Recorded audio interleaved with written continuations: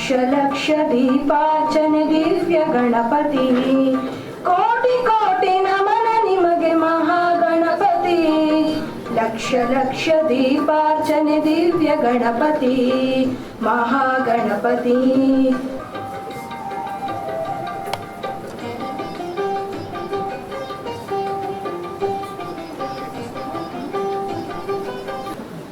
ಬೆಳಗ್ಗೆ ಬಾ ಇಳಿದು ಬಾ ಮುತ್ತಿರುವ ಕತ್ತಲನ್ನ ತೊಲಗಿಸಿ ಬಾ ಗಣಪತಿ ಅಂತ ಕರೆಯೋದ್ರ ಮೂಲಕ ಈ ಗಣೇಶನ ಜ್ಞಾನದ ಗಣೇಶನನ್ನ ಅರಿವಿನ ಗಣೇಶನನ್ನ ಕರೆದಿದ್ದ ನಿಸರ್ಗ ಟೀಮ್ಗೆ ತುಂಬು ಹೃದಯದ ಧನ್ಯವಾದಗಳು. ಸ್ವಾಗತ ಭಾಷಣವನ್ನ ಮಾಡಲಿಕ್ಕೆ ಬರ್ತಿದ್ದಾರೆ ಡಾಕ್ಟರ್ ರಮೇಶ್ HC ಅವರು. ಜೊತೆಗೆ ಮುಖ್ಯ ಅತಿಥಿಗಳಾಗಿ ಬಂದಿರತಕ್ಕಂಥ ಇವತ್ತು ನಮ್ಮ ಸಂಸ್ಥೆಗೆ ನೇತ್ರಪಾಲ್ IRS ಸರ್ ಅವರ ಪರಿಚಯ ಕೂಡ ಈ ಸ್ವಾಗತ ಭಾಷಣದಲ್ಲಿ ನಮ್ಮ ಡಾಕ್ಟರ್ ರಮೇಶ್ ಅವರು ಮಾಡಿಕೊಡ್ಬೇಕಂತ ಪ್ರೀತಿಯಿಂದ ಕೇಳ್ತಾ ಇದ್ದೀನಿ. It gives me an immense pleasure to start this auspicious occasion by welcoming all the dignitaries of the Founders Day celebration. I would like to welcome our respected chairman of Universal Group of Institutions and president of today's event, Shri Upendra Shetty sir. Always we feel proud for your constant support in all.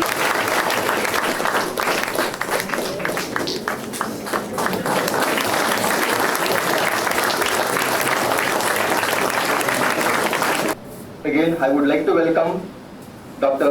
Shri Madam, the Professor, Department of Public Health, Dentist, or Dental College and Hospital. You are most welcome.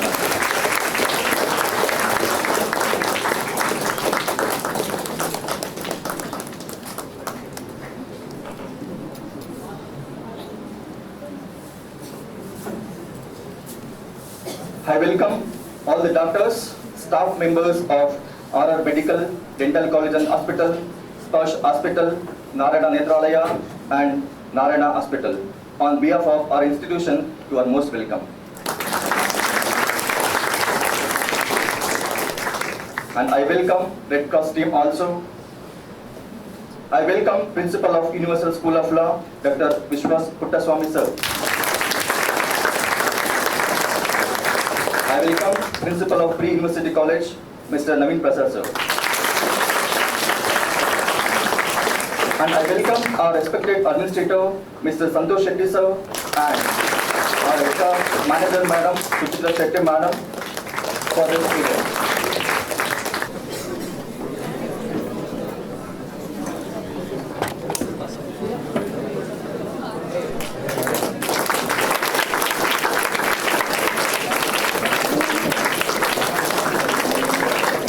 ದೀಪವು ನಿನ್ನದೆ, ಗಾಳಿಯು ನಿನ್ನದೆ, ಆರದಿರಲಿ ಬೆಳಕು, ಕಡಲು ನಿನ್ನದೆ, ಹಡಗು ನಿನ್ನದೆ, ಮುಳುಗದಿರಲಿ ಬದುಕು.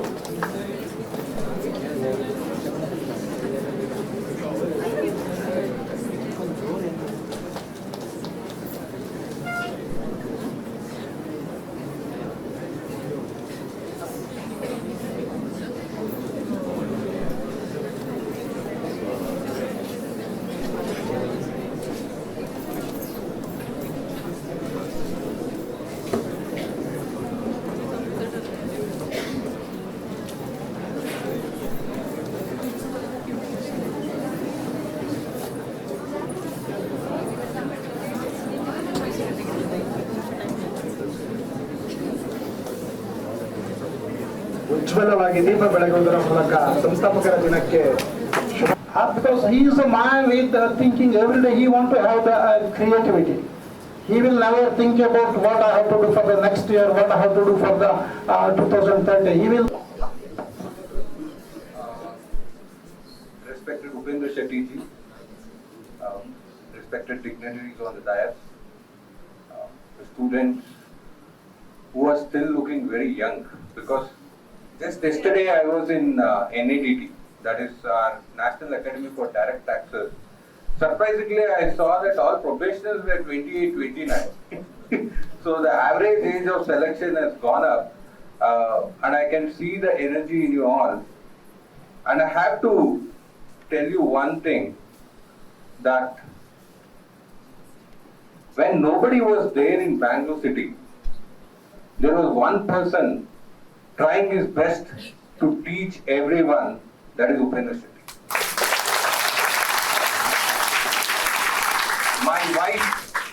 Deepna Gokulram, she is an auditor, she is principal director of audit, she is benefited from him directly. He is the guru for us. So, like this, there are many people who admire him. And the fact that when nobody was there in Bangalore and he was single point contact, everybody like that, there were only 2-3 institutes, I think JSS, Universal Coaching Institute, and everybody had to go to Delhi. So there was nobody trying to tell us what to do or anything. It was a real struggle, even to know something like textbooks, like what textbooks to use, there was no resources at all. And here was a man who was going to Delhi, trying to understand what they are doing, and then coming here and then trying to give. And I have to tell you, in earlier times, Karnataka was not getting any selections, very, very few selections. Today we are seeing quite a few. So this is all because we have to acknowledge his contribution, and no officer, I'm telling you, like whenever Upendra Shetty ji calls, will say no. Because the fact that it is the contribution to this civil services coaching, his role is very big, very big. So, and we have to remember that. So, very few people, because I know that currently you have many coaching institutes, like Insight or so many coaching institutes are there, but he is the pioneer. He is the pioneer in this industry, so in Bangalore he was a pioneer. So, with that, the first thing is that I see the aspirations in you all, and I remember the first speech which I heard like you all. Like for example, I was sitting in Ambedkar Bhavan and Mr. K. Shivram, IAS officer, he was addressing us all. And then I heard him, and then I got inspired by that speech. I thought that I should also join the civil services. Okay, I know that many of you are also like that. You have lot of ambition, and then you want to get in, and many of you are also confused whether this is the right thing to do, because this is a very uncertain world. I was just looking at yesterday the annual report of UPSC, because you know how many people get in through the UPSC exam, that is the civil services main exam? 0.1%. That is, only 1,000 people make it out of 10 lakh people. So does that mean that only those 1,000 people are good? Or the writing this exam is futile? If you look at the social media, you will see that there are both arguments for writing and then not writing.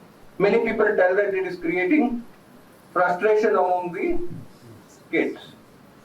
Okay, many people think that it is like really creating, like there is no alternative. Many people tell that you should have a second alternative when you are thinking about civil services. But I have to tell you one thing. When I am a graduate from IIT, like for example in IITs we are taught in engineering. Frankly speaking, I never knew anything about polity. I never knew anything about geography, history. If you ask me about the Indian freedom movement, I did not know anything because we were never exposed to that. But I have to tell you that when I started going through for this examination, it was something I felt that it was needed, which I felt that it should be done inside our engineering courses. It is not just this thing, because see, we have to be exposed to all these things. See, to make you all a well-grounded person, like for example, I have seen many people who are in law I have seen. So, law, if you just, I'm a quasi-judicial authority, if you understand that, like an IRS officer, he has to interpret law. Okay. So as an engineer, I was not good at interpreting law. Okay, so but now I can tell you that I can draft an order which is equivalent to a High Court judge. So that is the thing which civil services offers you. So what I am telling you is that So what you think that you know everything, that will be shattered when you start reading. When I started reading, I realized that I don't know anything. I had to read everything from scratch. I took up Durgadas Basu that time, then I read Indian Constitution, Bipin Chandra. So and like a fool also, I read many ancient India, medieval India books. We'll start from that and then read. So many times we will read. But finally you will see in the exam, it will not come. So see, we make lot of mistakes. And then one funny thing happened that time. What happened was like, as you know that IITs were famous for physics, chemistry, maths. Okay, like my friends, I also took maths and then electrical engineering. That is my subject. I don't know, suddenly that year, the government passed a legislation telling that no more people will be taken from physics, chemistry, maths. So drastically the numbers came down. So then I had to change my optionals to economics. And there were some of my friends, I know my friend Nagarajan, who was ranked number 1 in Tamil Nadu. He changed optional 4 times. Every year he will change, you will see, he will luck, whichever is the best, let me try out. Okay, so why I am telling you that is that many of you will be confused about which optionals to take. This is one of the most common questions. Even last week, one of my colleague's daughter, she wanted to talk to me. Sir, they wanted to take some advice from me. Then the first question you'll ask is which optional to take. So the thing is that, again, I wanted to tell you few things on this, and this is purely based on data. For example, UPSC publishes an annual report. I advise you all to go through it. You go to the UPSC portal and then download the annual report and then study that annual report. You will understand some patterns in it. So they have given which optional has the highest success rate. From which optionals maximum number of students get selected. Like for example, the maximum number of students, maximum recommendation are from anthropology, geography, political science and international relations, sociology, Hindi language, Kannada language. So these are all, this have very high this thing. So if you put it on an aggregate, humanities, there are two humanities. Humanities like anthropology, geography, history, philosophy, psychology, sociology, they have very good hit rate. The next set of humanities, which are commerce related, they also have a good hit rate. The worst is the science subject. The physics, maths, so the IITians are all gone. So no more. So if you go to IIT Kanpur, which is supposed to be the place from where maximum number of civil service, nobody is studying in physics. They are all studying anthropology, geography. So what you have to understand is that if you want to succeed in this exam, you have to be smart. If an IITian who doesn't know anything, he goes and learns sociology. So because I know, if you're reading sociology, you will come to know it's a very complex. Like you have to the way you have to write the answers, everything, there is a way. It is not so straight. It is not like point wise. Okay, sociology is more difficult. But the fact that these kids from the engineering background, they go and then learn humanities and then crack. What does that show? That shows that the urge to, hunger to succeed. Okay. So the first thing which I want you to develop is that hungry. That maga UPSC prepare. So if I ask the next question, did he even clear the prelims? The answer will be a big no. So why I am telling you this all? UPSC is not an easy game. Okay, so you have to understand that you have to get rid of your distractions. You have to be highly disciplined. You should be committed. You should be focused. Okay, so without all these things, just blindly ramming through books will not help you. You may attend multiple coachings. You may see YouTubes. But till you change yourself, okay, you make up your mind that I'm going to achieve it, you're not going to achieve it. So that is one thing which I wanted to tell you, that it depends on you. So you have to see, all the people around you are all facilitators. But finally, the guy who makes it and who doesn't make it, the difference is the person himself. I have seen, along with me, there were IIT graduates who were brilliant, but they did not make it. Some amount of luck is also there. So I don't consider myself very hardworking or compared to them, but God has given me some opportunity to serve my people. So that is what I believe. Okay, so at the same time, what I am telling you is you need to develop yourself holistically, like not just like becoming a bookworm or anything. Go out for a gym, go exercise, have a very balanced, steady life, balance like work-life balance, whatever we tell. So that you can be a, like you can see, this is a long haul. Like UPSC is not a, I was telling you just now, correct? Like the average age is around 28 now in IRS. You ask anybody, they'll tell 28, 29. So that is the thing. It's a long haul. So when, and again, one data I was just seeing, you know, how many people, how many attempts are required to get through UPSC? What is the average? Average selection for success. Average attempts required for success. 1, 2, 3, what is it? 1.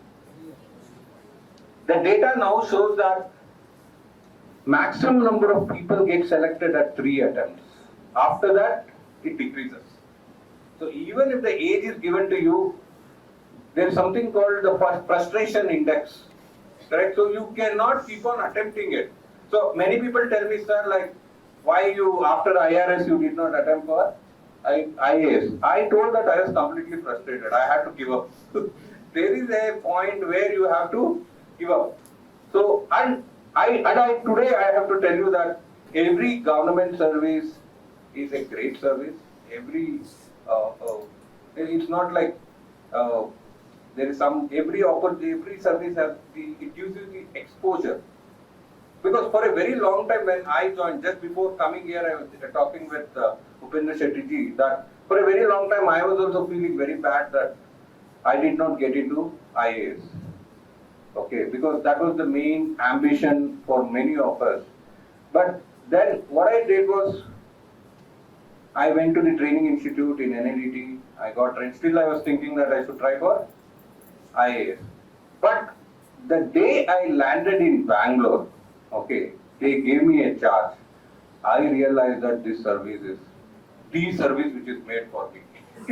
because I was a finance graduate, I was a techie, okay, from IIT. So, and all these things helped me in my service. Like for example, when I designed the digital investigation manual was written by me for this department, and today we are the pioneers in digital investigation, even better than CBI, even better than any investigation agency. Because today you tell us, we go into, like for example, if I enter Upendra Shetty's house, I can get all his deleted messages in his phone. We have developed, that is the reason why people are scared of income tax. Like the sophistication, the technology which we have brought in, and if you are not thinking, this is one of the primary things which we do. Get all the WhatsApp messages, deleted messages, everything, so that we analyze all those things. So what I am telling you, never think that anything which comes in your way is bad. That's what I want to tell. Like, see, you aim for whatever good it is, but every service is good. Every service has its own domain where it works. But the main thing is that you get into this service. Okay, so I can tell you any day that government service is far better than the corporate world. because I am from the IIMs, I have seen my friends also in the corporate world.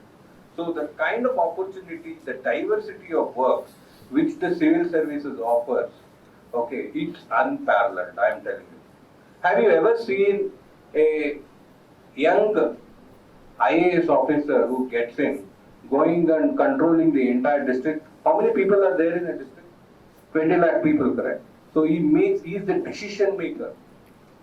Okay, can you give such a scenario in a private organization? No. So, see, the thing is that many people or the current scenario, I am telling you, like for example, one question, should medical students go into civil services? What do you say? Should they go, or should they be only doctors and serve? Huh? I am telling you one aspect today. When Corona came, the government found out who were the civil servants who were doctors. Okay, because we did not have doctors plus civil services to run the hospitals. So we suddenly realized that, because usually we have very few doctors who come into civil services. That gap was there. So that is where I am telling you, every service, every like domain from which it is very important for us to ensure that the diversity is there. The diversity has to be there, and that will play out in the on the ground in very different ways. For example, in income tax, probably a doctor would be more proficient in handling hospitals. They will have the knowledge of what all things, how the ICU billing happens. So, because ICU billing, I have been a victim of it. Suddenly we see that per day it will be like 2 lakh, 3 lakh. So it can. So diversity is what the government is thinking about. And then, if you see the data, there are a lot of diversity given to everyone. Now, again, one thing I'll ask you: who has the highest success rate? Females or males? Women or men? Huh? Who has the higher chance of getting selected? Men. Women.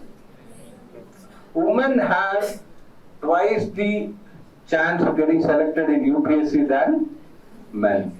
So I see a lot of women here. So their success rate is almost like 17 to 18% compared to 8% among men.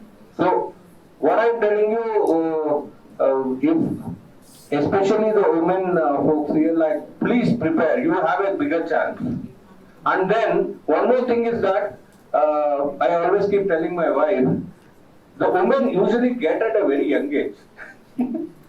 The 22 to 23 block, 24 block, they get it. The guys usually they get it at 28 to 32. That is what we have seen.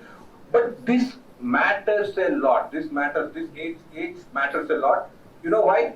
The problem is that in government, the promotions are all based on seniority. You go to any department today in government of India, you will see women are at the top. You go to CBDT, 3-4 members will be women. Customs, 4-5 members will be women. It is because of this thing. So the probability that the woman sitting here, if you get selected, will reach the highest positions in India is very high. Is very high. So that is a plus point which I am telling you. With that, see, there are many doubts, like for example, should I do an undergraduate or should I go for a postgraduate? Again, the data shows that there is no difference. There is absolutely no difference. It's actually, the question is what optionals you take, how well you perform in the exam, nothing else. So if you have done humanities also, it doesn't matter. And as I told you, most of the engineering students are taking humanities and getting selected. Another question which is coming up, there was a movement in Twitter, like the non-English medium students are not getting a good. That that I don't know, there appears to be some kind of a gap there, because originally we were seeing many Hindi medium kids getting selected in UPSC. That is coming down. That probably I think is because of the format, CSAT format or anything. I think government is looking at it. They may bring some changes in the way the things are done. And finally, to conclude, what I want to tell you is that UPSC is not just about hard work. Okay, it's discovery of yourself. Like for example, it will hit you many times. Recently, this 12th fail movie you have seen, it will hit you hard. Okay, and it's very hard. Some of the things I was just telling Upendra Shetty ji that after I left IPS, I was sitting in the home. It hit me so hard that I was not coming out. I never came out of my home because I wanted to achieve something.